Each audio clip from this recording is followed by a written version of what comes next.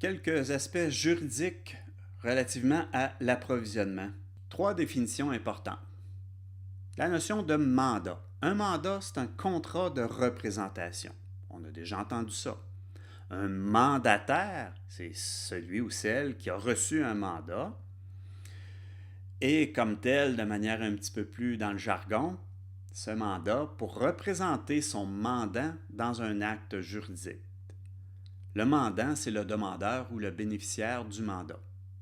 Donc, nous avons un mandant qui détermine un mandat qui va être exécuté par un mandataire. L'entreprise, c'est le mandant. Elle détermine le rôle et les responsabilités, via un mandat, de l'approvisionnement, qui devient son mandataire.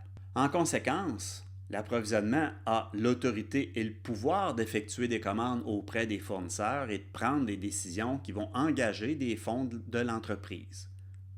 C'est normal que ça soit comme ça. L'autorité, elle peut être explicite ou réelle. Vraiment, dans une description d'emploi, on peut préciser le tout. Elle peut être tacite. C'est l'autorité qui est sous-entendue par la loi afin de rendre possible l'accomplissement des tâches du mandataire. Mais l'autorité peut aussi être apparente.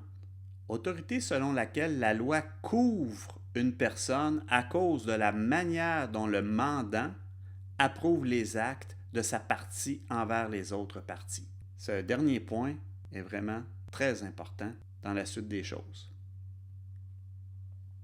L'étendue des pouvoirs pour réaliser des achats en se conformant aux instructions fournies par son mandant, il y a ça, l'importance d'établir avec le plus de précision ce qu'on attend du responsable de l'approvisionnement. Et comme mandataire, l'approvisionnement peut prendre certains engagements au nom de l'entreprise qu'elle représente.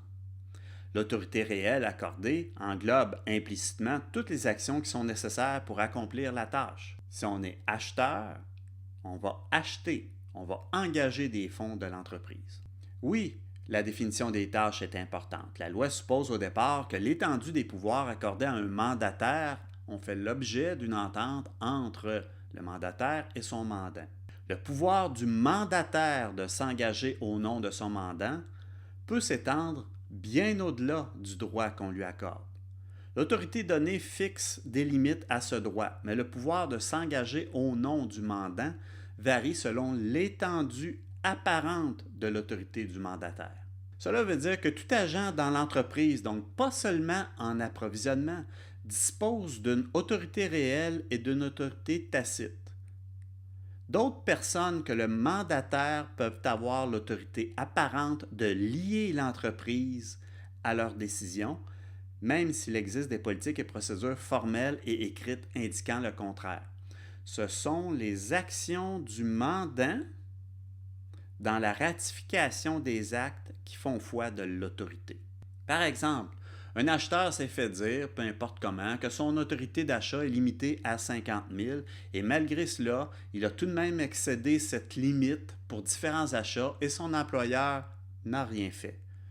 Le vendeur d'un fournisseur ne connaît pas cette limite et signe un contrat d'une valeur de 75 000 $ avec cet acheteur. L'entreprise de cet acheteur est-elle liée par cet engagement? La réponse est oui. L'acheteur a créé l'autorité apparente. Il a excédé cette limite et son employeur, le mandant, n'a rien fait. Ce n'est pas l'existence de la politique écrite qui fait que le mandant est lié ou pas aux actions de son mandataire, mais plutôt ce que fait le mandant avec cette politique dans la réalité. Autre exemple, un ingénieur sait, peu importe comment, que toute acquisition de biens capitalisables doit être effectuée par le département des achats. Il effectue tout de même un achat d'un bien capitalisable au montant de 20 000 $ sans l'approbation du département des achats. L'employeur et par conséquent le département des achats est-il lié par cet achat? Peut-être qu'il nous manque quelque chose pour répondre, parce qu'il faut voir, est-ce qu'il y a autorité apparente de l'ingénieur quant à des achats de ce type? Est-ce qu'il y avait apparence d'autorité pour cette personne? Ajoutons ceci. Dans le passé, il a déjà effectué des achats de biens capitalisables sans recevoir l'approbation du département des achats et l'employeur a payé les biens. Rien d'autre n'a été fait pour empêcher que cette situation se reproduise. On peut maintenant répondre à la question. L'employeur est lié par cet achat, car l'autorité apparente a été créée. On ne peut donc prétendre maintenant que cette activité n'était pas autorisée. Bien entendu, il faut, dès qu'on a connaissance de ça, arrêter la situation. Par contre, ce qui s'est fait avant, on ne peut rien faire. Comment un contrat est considéré comme valide? D'abord, un contrat devrait reconnaître que les parties sont compétentes, devrait montrer ce qui est attendu comme prestation ou objet de l'entente. Il devrait y avoir une certaine considération mutuelle entre les parties, donc la notion de valeur devrait être présente. Et ce contrat devrait afficher l'acceptation entre les parties. Un bon de commande, ça représente l'offre de l'acheteur auprès du fournisseur. Ça devient un contrat légal lorsque le fournisseur en accepte le contenu. Après avoir passé une commande, l'acheteur doit s'assurer évidemment qu'elle est acceptée du côté du fournisseur. L'inspection de la marchandise, c'est un droit de l'acheteur. C'est reconnu par la loi comme tel afin de déterminer si les articles répondent à la description présentée dans le contrat, car c'est l'acheteur qui est la partie au contrat.